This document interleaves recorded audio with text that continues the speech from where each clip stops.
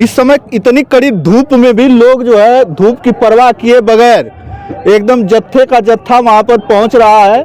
आप देख सकते हैं कि इतना बड़ा टेंट लगा है, टेंट पूरा भर चुका है। यहाँ पर कुछ लोगों को, कुछ युवा हैं, कुछ नेतागण हैं, यहाँ पर हम पकड़ लिए। इन लोगों से बात करेंगे कि क्या माहौल है अभी इस बार का। नेताजी थोड़ा परिचय हो जाए। राकेश भारती, जनपद गाजीपुर से जी, क्या लग रहा है अभी आकाश आनंद जी आ रहे हैं यहाँ वाराणसी में और लगभग 7 लोकसभा है, 7 लोकसभा के लोग जो है यहाँ पर आ रहे हैं, तो क्या लग रहा है कुछ माहौल बनेगा? अब तो ये भीड़ ही आपको माहौल बता रही होगी कि अभी जत्थे के जत्थे लोग आ रहे हैं और अभी आकाश आनंद जी आए भी नहीं हैं और ये पूरा टेंट भर गया है। और अभी आप देख सकते हैं कि टेंट से ज्यादा जो है टेंट के बाहर लोग, तो इससे अंदाजा लगा सकते हैं कि बहुजन समाज पार्टी जो है अब इस देश की सत्ता पे आने वाली है। कैसे आने वाली है? क्योंकि अभी जो है इतना बड़ा बड़ा गठबंधन सामने आपके नहीं दिख रहा है। बहन जी कहाँ तक जाएंगी? कह तो रहे हैं कि बहुजन समाज पार्टी दलों का गठबंधन नहीं करती है, वो जातियों का गठबंधन करती है और जातियों का जहाँ गठबंधन रहेगा वहाँ दलों के गठबंधन पे भारी रहेगा। क्योंकि बहन कुमारी मायावती जी ने जब सीटों का भी बंटवारा ऐसे किया है कि हमारा जो भी प्रत्याशी जिस भी लोकसभा में बहन कुमारी मायावती जी ने उतारा है वहाँ पे भारतीय जनता पार्टी और जो समाजवादी पार्टी का गठबंधन है और भारतीय जनता पार्टी एनडीए और इंडिया का जो गठबंधन है वो कहीं न कहीं विवश दिखाई दे रहा है।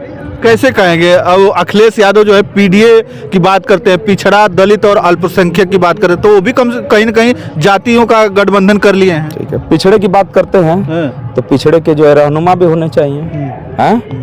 पिछड़ों का आरक्षण उनके सामने ही खत्म हो रहा है। पिछड़ों को जो 27% आरक्षण दिया गया था वो भी बसपा की ही देन थी। अगर मान्यवर कांसीराम बहन कुमारी मायावती जी ने अगर उनके अगुवाई में अगर दिल्ली में 45 दिनों तक धरना नहीं चला होता तो क्या बैकवर्डों को 27% आरक्षण मिलता? और वो आज जो 27% आरक्षण उनका खत्म किया जा रहा है, तो क्या यही बैकवर्ड नेता क्या बैकवर्डों के साथ आ रहे हैं? क्या आरक्षण के खिलाफ बोल रहे हैं? दूसरी बात, दलितों की कहां से जो है ये रहनुमा हो गए कि दलितों की बात करते हैं। जो प्रमोशन में आरक्षण था दलितों के लिए इन्होंने ही खत्म कर दिया। इन्होंने शुरुआत किया, समाजवादी पार्टी के लोगों ने शुरुआत किया कि दलितों को प्रमोशन में आरक्षण नहीं दिया जाएगा। कितने अधिकारियों को हमारे वो कर दिया गया, डिबेट कर दिया गया। कितने अधिकारियों को हमारे जो है प्रमोशन में आरक्षण को खत्म किया गया। कितने हमारे अधिकारी थे वो बाबू हो गए। कितने अधिकारियों ने आत्महत्या कर दिया। कितने अधिकारी तो फिर उसके बाद जो है विभाग में गए ही नहीं। भाई, आप अधिकारी पोस्ट पे हैं और फिर आपके सामने कोई और अधिकारी रहेगा तो आप किसी जो है विभाग में जाना पसंद करेंगे? तो कहां से वो जो है दलितों और बैकवर्डों के मसीहा हो गए। रह गई बात कि मुस्लिमों की बात जहां तक आती है कि उनके साथ मुस्लिमों का जत्था है, तो मुस्लिमों के भी वो कहां रहनुमा है? उनकी सरकार रही, कई बार रही, कांग्रेस की भी सरकार थी, समाजवादी पार्टी की भी सरकार थी, लेकिन अरबी फारसी विश्वविद्यालय की स्थापना अगर किसी ने किया तो वो बहुजन समाज पार्टी ने किया। बहुजन समाज पार्टी की सरकार में 800 मदरसों का अगर परमिशन हुआ तो वो बहुजन समाज पार्टी की सरकार में हुआ। तो कहां से जो है वो दलितों, पिछड़ों और मुसलमानों की हितैषी बन रही है? तो आपको क्या लगता है कि इस बार जो है कुछ हो पाएगा? क्योंकि अकेले लड़ रही हैं, उधर जो है 2 पार्टियों का बड़ा बड़ा गठबंधन, कई पार्टियों का गठबंधन, एनडीए और एनडीए, इंडिया और एनडीए, तो इसमें कहां बहन जी दिख रही हैं? कितनी सीटें आ सकती हैं? बताइए। इंडिया में 3%, इंडिया में 3% और एनडीए में 7%, 22% को हराएगा। 2 राष्ट्रीय पार्टियों की सरकार चली गई और सत्ता परिवर्तन की ये लड़ाई है 24 में। लोग कांग्रेस से हताश से कांग्रेस को नकार के भारतीय जनता पार्टी को लाए। अब भारतीय जनता पार्टी की जो 10 साल की सरकार थी, 10 साल की सरकार को यहाँ की जनता ने देखा और जनता ने देखने के बाद ये एनालिसिस किया कि वो कहते थे कि महंगाई बढ़ने नहीं देंगे, हम अच्छे दिन लाएंगे, बेरोजगारी को दूर करेंगे, इस देश की जो भी धरोहर है उसे बिकने नहीं देंगे, हम देश को बिकने नहीं देंगे। लेकिन आप जो है आप तो हर जगह जा रहे हैं, अन्य प्रदेशों में भी जा रहे हैं, अन्य जनपदों में भी जा रहे हैं। आपसे हमसे बेहतर आप समीक्षा बता सकते हैं कि देश में बेरोजगारों की स्थिति क्या है।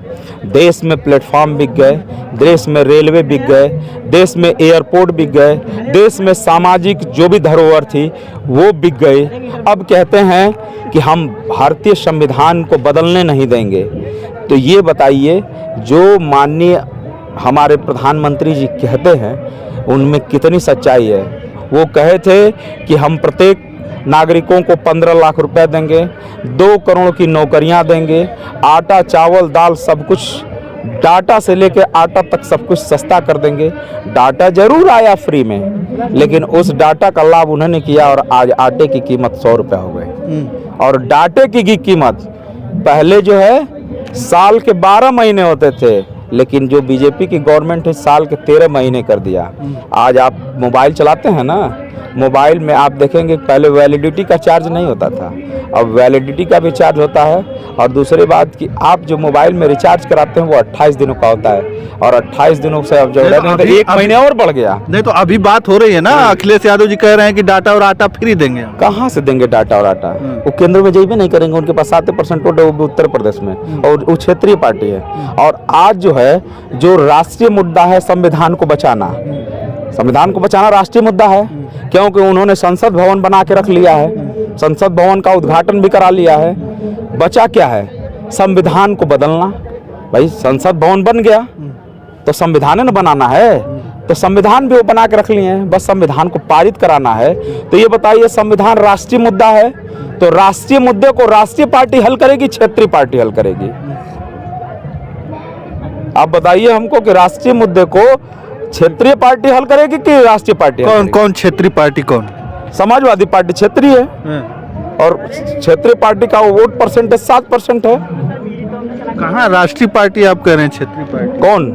कहाँ सपा राष्ट्रीय पार्टी है? कहाँ वो अन्य प्रदेशों में नहीं चुनाव? कहाँ अन्य प्रदेशों में चुनाव? अन्य प्रदेशों में क्या उसकी हैसियत है?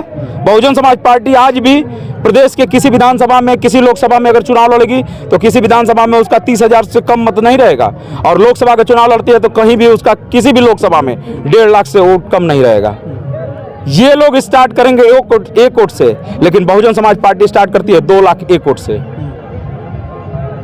और आप कहते हैं कि जो है लड़ाई केवल और केवल अगर भारतीय जनता पार्टी को अगर इस 2024 के लोकसभा चुनाव में अगर हरा सकता है तो बहन कुमारी मायावती जी और बहुजन समाज पार्टी हरा सकती है, क्योंकि पूरे देश की जनता 4 बार के जो बहुजन समाज पार्टी की कार्यकाल रही है, जिसमें बहन कुमारी मायावती जी ने वो 26 जो जन कल्याणकारी योजनाएं दी, उससे किसी जाति विशेष को नहीं, किसी वर्ग विशेष को नहीं, सर्व समाज के गरीब तबकों को, उन दलित, उन पिछड़े, उन लोगों को लाभ हुआ, जो लोग जो है उस लाभ से हमेशा जो है दरकिनार रहते थे। अच्छा, कितनी सीटें आ रही हैं ये बता?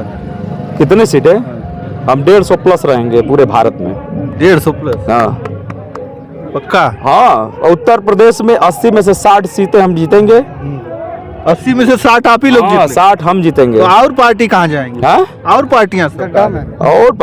और पार्टियां जहाँ थी वहीं नहीं जाएंगी, जहाँ थी वहीं जाएंगी, क्योंकि हमारे जो है माननीय कांशीराम साहब कहते थे कि जब कांग्रेस बहुत रसाउत पे रहेगी तो संघ के लोगों का राज होगा, और जब संघ के लोग 10 साल राज कर लेंगे उसके बाद बहुजन समाज पार्टी का उदय हुआ। तो हमारा उदय तो माननीय कांशीराम साहब जो पहले ही उदय करा के और 4 बार के शासनकाल को दिखा के चले गए हैं, अब तो हमारा उदय होगा। और उदय का मतलब कि केंद्र की सत्ता में हमारा उदय होगा, और भारत की राजनीति में दलितों पिछड़ों का जो है इस बार सरकार बनेगी, और वो जो है और उसकी प्रधानमंत्री जो है बहन कुमारी मायावती जी बनेंगी। अब उनकी पार्टी है, वो अपना पार्टी का परवाह करें, लेकिन हम लोग इतना सीट जीतेंगे कि जिसमें हमारी नेता बहन कुमारी मायावती जी प्रधानमंत्री बन जाएं। जी, काफ़ी सीटें हम लोग जीतने जा रहे हैं। और आज देख रहे हैं कि माननीय आकाश आनंद जी आ रहे हैं और चारों तरफ खुशी का माहौल है, जिधर देखेंगे उधर खुशी से लोग झूम रहे हैं कि अगर मोदी से कोई सीधा सीधा टक्कर दे रहा है तो माननीय आकाश आनंद टक्कर दे रहे हैं। आंखों से आंखों मिला करके अगर मोदी से कोई बात कर रहा है तो आकाश आनंद बात कर रहे हैं। आज देख लीजिए माहौल, और आएंगे कुछ ही क्षण में और यहाँ पर गरजेंगे, इस पूरे जनता के बीच में आपको देखने को मिलेगा। जी अच्छा, कैसे, मतलब आपको कैसे लग रहा है कि फायर ब्रांड नेता है वो आकाश आनंद? अभी तो उतारे गए हैं वो, बहन कुमारी मायावती जी ने अभी तो जिम्मेदारी दिया है, अभी नए नए हैं, आप कह रहे हैं कि जो है गरज रहे हैं मोदी जैसे जिम्मेदारी नहीं है। 5 राज्यों में जो चुनाव हुआ उसमें भी आकाश आनंद जी ने जो है क्या कहते हैं उसका जो है उसकी प्राथमिक शिक्षा ले चुके हैं। नहीं तो फिर भी तो अभी तो नए नए हैं, नया ही कहा जाएगा। जब प्राइमरी में एडमिशन हो रहा है नर्सरी में तभी बच्चे ABCD सीख जाते हैं, हाँ। लेकिन जब कक्षा 5 पास कर लेते हैं तो धड़ल्ले से जो है हिंदी बोलना और अंग्रेजी बोलना सीखते हैं, बोलते हैं, मतलब सीख गए हैं। सीख गए। वो तो आपको देखिएगा मंच से समझ में आ जाएगा। मंच से जो है भारतीय जनता पार्टी के भी कार्यकर्ताओं को समझ में आ जाएगा, कांग्रेस के और अन्य जो भी विपक्षी पार्टियां हैं। आप वही लोग क्योंकि चैनल हम से लोग राष्ट्रीय चलाएंगे। पार्टियां हैं इसलिए हम राष्ट्रीय पार्टियों का नाम लेते हैं। जो क्षेत्रीय पार्टियां हैं वो तो कहीं ना कहीं हमसे मुकाबले में ही नहीं है। अच्छा, क्या कर रहे हैं? आप वही लोग अपने चैनल के माध्यम से दिखाएंगे कैसे मोदी से आंखें मिला करके आकाश आनंद बात कर रहे हैं, टक्कर दे रहे हैं मजबूती से। अच्छा जी, तो लग रहा है कुछ बदलाव हो जाएगा। एकदम बदलाव होगा इस बार। माननीय हमारे आकाश आनंद जी आ चुके हैं और बहुत बहुत धन्यवाद। चलिए।